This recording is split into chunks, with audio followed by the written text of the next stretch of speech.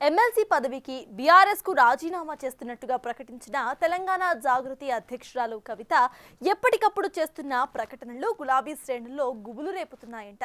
తన రాజకీయ భవిష్యత్తు కార్యాచరణపై దృష్టి పెట్టిన కవిత వరుస సమావేశాలు నిర్వహిస్తున్నారు. రాజకీయ పార్టీ పెట్టే దిశగా అడుగులు పడుతున్న తరుణంలో తనలో చాలా మంది గులాబీ నేతలు టచ్ లో ఉన్నారని ఆమె చెప్తున్న కామెంట్స్ ఇప్పుడు కార్ పార్టీలో కలకలం రేపుతున్నాయంట.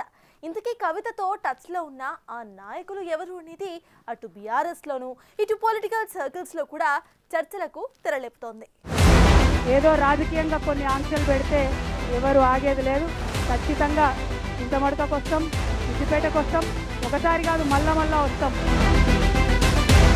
బీఆర్ఎస్ కు రాజీనామా చేసిన తరువాత ఎమ్మెల్సీ కవిత ఏం మాట్లాడినా చర్చనీయాంశంగా మారుతుంది. ఈ మధ్య కాలంలో కవిత మీడియా ముందుకొచ్చిన ప్రతి సందర్భంలోనూ చేస్తున్న కామెంట్స్ సంచలనంగా మారుతున్నాయి. ఎప్పుడు ఎవరి మీద ఏ ఆరోపణలు చేస్తారో అన్న భయం బీఆర్ఎస్ నాయకులను కలవరపెడుతోంది. బీఆర్ఎస్, బీజేపీ, కాంగ్రెస్ అని తేడా లేకుండా కవిత టార్గెట్ చేస్తున్నారు. ఢిల్లీ లిక్కర్ స్కామ్ కేసులో బెయిల్ పై బయటకొచ్చిన ఆమె సొంత పార్టీని సైతం వీడాక చేస్తున్న వ్యాఖ్యలు రాష్ట్ర రాజకీయాల్లో దుమారం రేపుతున్నాయి. తాజాగా కవిత మరో బాంబ్ పేల్చారు. బీఆర్ఎస్ పార్టీలోని కీలక నేతలు తనతో టచ్ లో ఉన్నారని చేసిన వ్యాఖ్యలు ఇప్పుడు హాట్ టాపిక్ గా మారాయి. ఆ నేతలు ఎవరు? ఎందుకు బీఆర్ఎస్ పార్టీని వీడాలనుకుంటున్నారు? ఎందుకు కవితతో సంప్రదింపులు జరుపుతున్నారు అనేది ఇప్పుడు గులాబీ శ్రేణుల్లో గుబులు రేపుతుందట. కవిత చెప్తోన్న ఆ చాంతాడంతో ఉన్న లిస్టులో ఉన్నది ఎవరెవరు అనేది అందరూ ఆరా తీస్తున్నట్లు తెలుస్తోంది.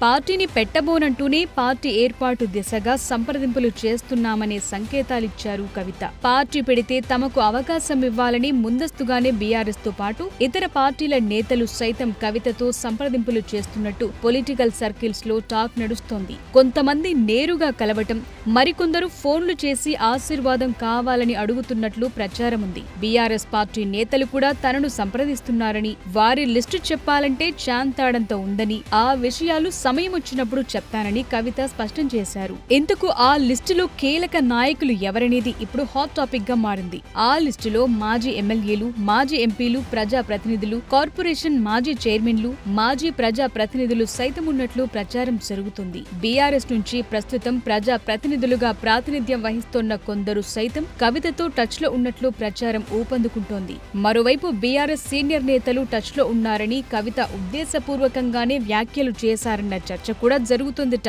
బీఆర్ఎస్ పార్టీని డిమోరల్ చేసేందుకే ఇలాంటి కామెంట్స్ చేశారా, లేదా వాస్తవంగానే నేతలు కవితతో టచ్ లోకొచ్చారా? కవిత వ్యూహాత్మకంగా మైండ్ గేమ్ మొదలు పెట్టారా అన్న సందేహాలు కూడా వ్యక్తమవుతున్నాయి. కవిత బీఆర్ఎస్ కు రాజీనామా చేసిన తరువాత బిజీ అయ్యారని, తన భవిష్యత్ కార్యాచరణ చాలా స్ట్రాంగ్ గా ఉండాలని నిర్ణయించుకున్నట్లు ఆమె అనుచరులంటున్నారు. అందుకనుగుణంగా స్పష్టమైన రోడ్ మ్యాప్ సిద్ధం చేసుకుంటున్నారట. ప్రస్తుతం తెలంగాణలో తన పాత్ర ఏ విధంగా ఉండాలి, ప్రజలకు సేవ చేసేందుకు ఏం చేయాలన్న దానిపై ఆమె కసరత్తు చేస్తున్నారట. ఇందుకోసం రాష్ట్రంలోని అన్ని వర్గాల ప్రజలతో సుదీర్ఘ చర్చలు జరుపుతున్నారట. మహిళలు, విద్యార్థులు, యువత, కవులు, సాహితీవేత్తలు, కార్మికులు ఇలా సమాజంలోని సుమారు 25 వర్గాల వారితో సమాలోచనలు నిర్వహిస్తూ ఆయా వర్గాల ప్రజలు ఇస్తోన్న సలహాలు, సూచనలను నోట్ చేసుకుంటున్నారట. అసలు తెలంగాణ ఏమాశించింది? ఇప్పటి వరకు ఏం జరిగింది? భవిష్యత్తులో ఏం చెయ్యాలన్న దానిపై కవిత చర్చలు జరుపుతున్నారట.